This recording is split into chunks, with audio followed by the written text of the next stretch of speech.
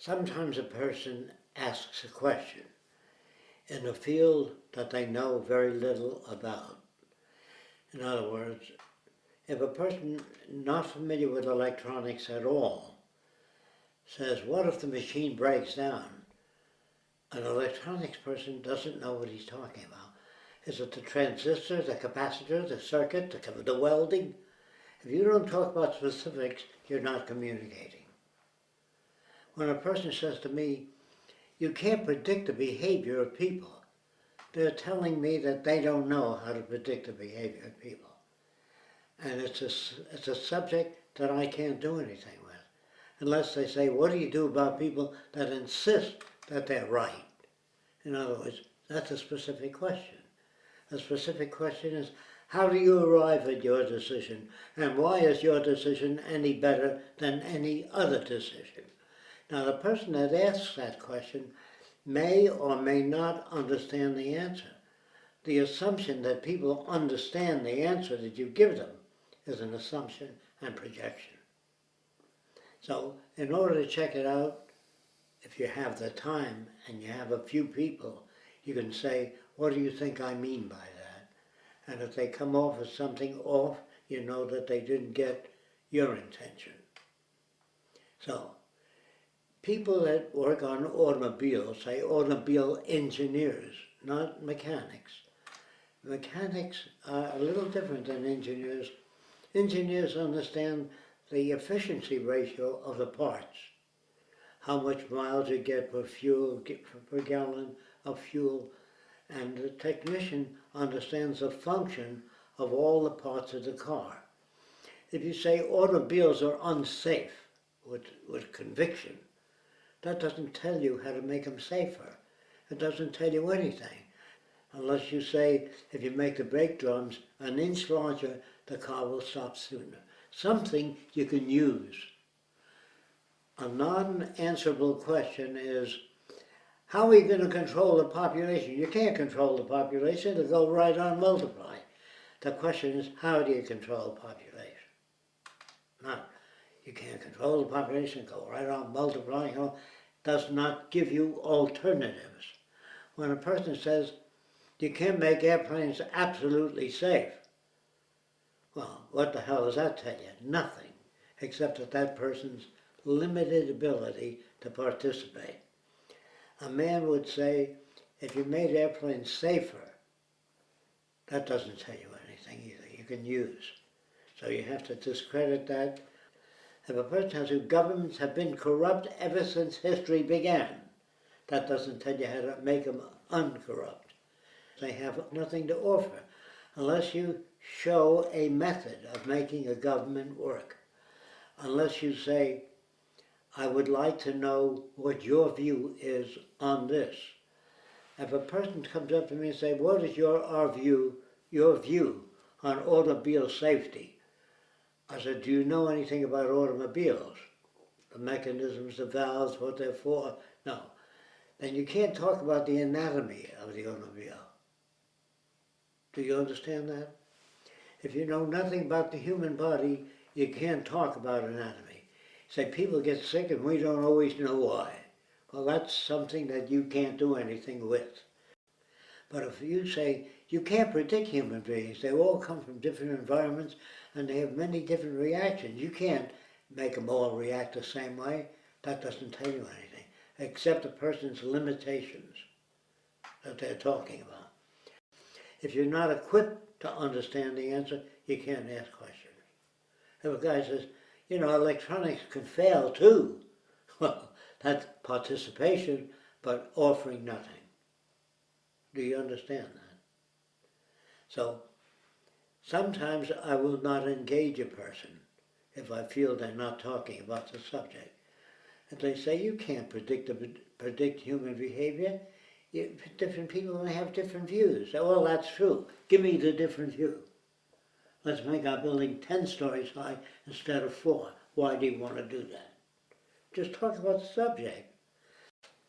So, remember this. This is the thing you have to remember. People will talk about all kinds of things, but not when their car breaks down. They take it to an auto mechanic. When the air conditioning breaks down, they take you to an air conditioning mechanic. You can go to the baker. He can say, well, I don't know. Check the input and output. He doesn't know. So everybody likes to feel competent. Everybody likes to feel they want to participate. The question is, can they? The only way you can participate in anything is to offer a tangible, referential description. If you believe that all things are affected by other things, it means that human behavior is predictable. If you believe that conditioning shapes behavior. If you think it's inborn, you can't think about it. You can't predict. You say, who the hell knows what the inborn emotion is going to be? So if you can't predict it, you can't deal with it. But if you believe that people scratch their head because it itches, or they think it itches, that's all right, as long as you know why. But every action, a person adjusts their glasses, it means ear pressure is bad, or the vision is not good, or if the glasses are too low, they move it up. You have to ask them why you move the glasses. You can take guesses, but that's not why they move their eyeglasses. If you believe that human behavior is based upon what Skinner is known for as reinforcement, he says people will do anything if you reinforce them in their terms. So, person says, do you allow for individuality in that society? Individuality to me means differences in values by different aspects of the culture. We can't afford all kinds of individuals. Then a guy wants to wear a suit with 3 creases in it. Well, that's individual, but it's unsane individuality. Unsane individuality is when people say, I got a new dance, it's this. You don't need to get up. Well, that's an individual. But that dance doesn't do anything for people. Convincing them of that, do they want to know, what do you think of this type dancing? Well, I would say it's no different or no better, no worse than existing dancing. But I can't deal with that kind of problem. If I say dancing is a nothing thing, I mean, what does it contribute? It contributes to the well-being of people. They feel good dancing. Is that important? Well, what if they want to see a bullfight and they feel good watching a bullfight? Feel good is not the ultimate answer. It's the collective utility of the answer that I would go by. What will benefit people most? To know about basic things, how they work, how a flashlight works, how automobiles are interconnected, how we relate to the environment. If you say man is part of nature, say without food man cannot survive. That's what I mean by that, when I say he's part of nature. If oxygen is not in the air, he will die. So he thinks he's part of nature because he doesn't know that we depend on nitrogen. Lightning fixes the nitrogen in the soil. It makes it available to plants. Now, is that the purpose of lightning? No. Lightning occurs and the nitrogen becomes modified. But lightning is not there to modify the nitrogen. You can tell by nitrogen would be, electricity would flow only in the ground and modify the nitrogen only. It wouldn't go through the atmosphere and hit a tree and a little girl on a bicycle. Then it means it wasn't designed for a purpose. If you have ice weather, say the purpose of winter is to give us a change in season. We need change. Well, the people who live in the tropics never heard of winter time that are brought up there. And they wouldn't know what you're talking about. If they say, what is the winter for? Say, well, it's to give us a change in season. The average person, not being a meteorologist, meaning a student of weather, doesn't know what questions to ask. But there are a lot of kids that would love to participate. So they'll say, what if a person doesn't want to live in that city? They're looking for participation. If you say The water supply is not even in all the houses. Can you make it even so that all people can get water when they want it? That's what they want to know. But you can't say, what if I don't want to live in that city? That's just bringing up an argument, you see, for the recognition of participation. So real participation is how would you acclimate people to this design if they were brought up to believe in individual housing. You can't do that unless you tell them where people get their values from. If you live in an igloo or a thatched hut or a wigwam, those become normal to you.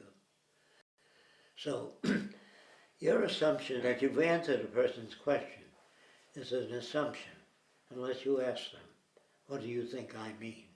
And they come up with something entirely different, say apparently I was unable to get that across. Or they don't have the background to understand what went wrong with the electronics. If you tell them the kidney and the spleen are not working properly, they say, oh, but they don't know anything.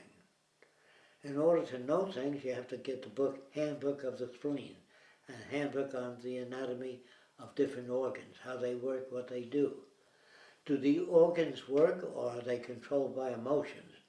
Well, if you study emotions and the effect on organs, which is another subject altogether, the psychology of illness, it isn't always the failure of the kidney. It could be the failure of love of life in you. If your whole family is killed in an automobile accident, you may not want to live anymore. And they call that the will to die. And there are some people that can will death. I know it seems strange, but they go to bed at night and they don't feel alive, and they don't sleep well, they miss the other people, and their life has been cut, what they call their life. Now, if people live in a world where everybody's friendly, everybody's concerned about your well-being, when your closest friend dies, you're not left alone. How am I going to pay the rent? How am I going to eat? People live alone today. And I would say that if everybody tried to work to enhance the lives of everybody else, you wouldn't be desolate when somebody died in your family that was important to you. There is no communication with people that are not schooled in that discipline. So what you have to do is teach them that discipline first, that their behavior is not their own, it's shaped by culture. If you can envision, do that first, and then go off in a different direction, you're better off.